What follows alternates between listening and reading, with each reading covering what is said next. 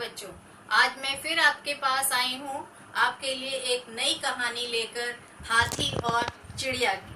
पिछली कक्षा में मैंने आपको चतुर कौवे की कविता पढ़ाई थी। आशा करती हूँ आप लोगों ने वो कविता को याद कर लिया होगा।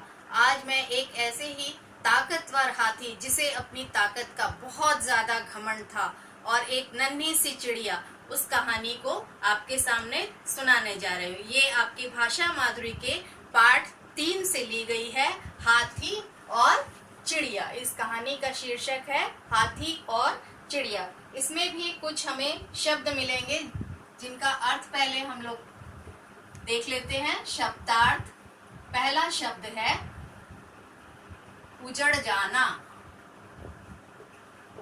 उजड़ जाना, इसका अर्थ होता है नष्ट होना या खराब होना, नष्ट होना। वश,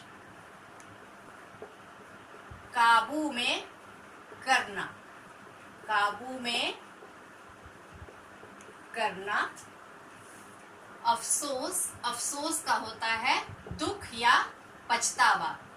अफसोस, इसका अर्थ होता है दुख या पछतावा।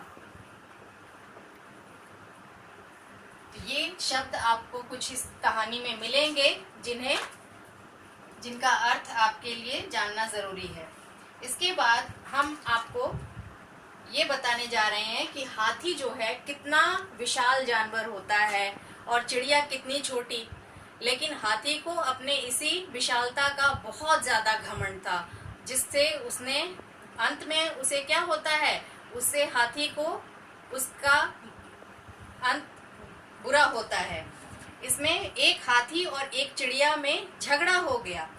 हुआ यूं कि एक दिन चिड़िया अपने लिए एक नया घोंसला बना रही थी, यहाँ वहां से तिनके इकट्ठे कर रही थी।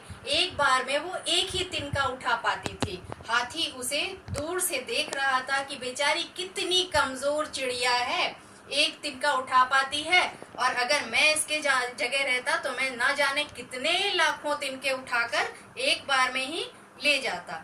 एक बार चिड़िया पत्ता उठाने लगती है तो पत्ता उसके मुंह से बार बार नीचे गिर जा रहा था।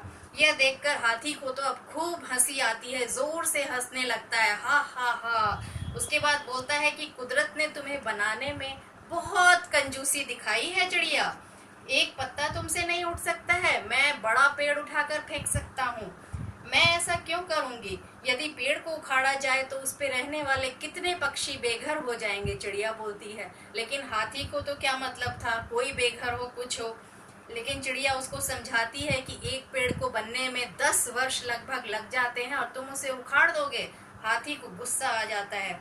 चिड़िया की बच्ची, तुम बहुत ज्यादा चींची कर रही हो, मैं तुम्हारी एक बात नहीं सुनूंगा।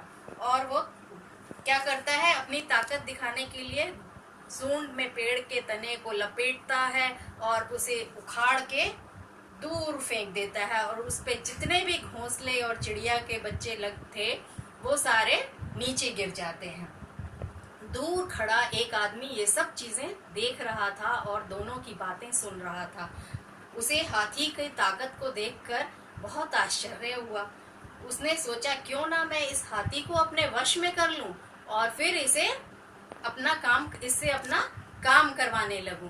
अब तो हाथी को वो क्या करता है, पकड़ लेता है और उसे अपने वश में करके और भी बहुत सारे हाथियों को पकड़ता है और उनसे अपना जंगल से लकड़ियां काट के लकड़ी उठवाने का काम करने लगता है, सामान ढोने का काम दे दिया जाता है। सभी हाथी उस पहले हाथी पर बहुत नाराज होते हैं कि अगर इस हाथी ने इस तरह से चिड़िया को परेशान ना किया होता तो आज हमारी हालत ऐसी ना होती। तो पहला हाथी भी बोलता है कि मुझे भी इस बात का अफसोस है कि मैंने इस तरह से चिड़िया को सताया। तो बच्चों, इस कहानी से आपको क्या शिक्षा मिलती है कि हमें कभी भी अपने ताकत का घमंड नहीं करना चाहिए।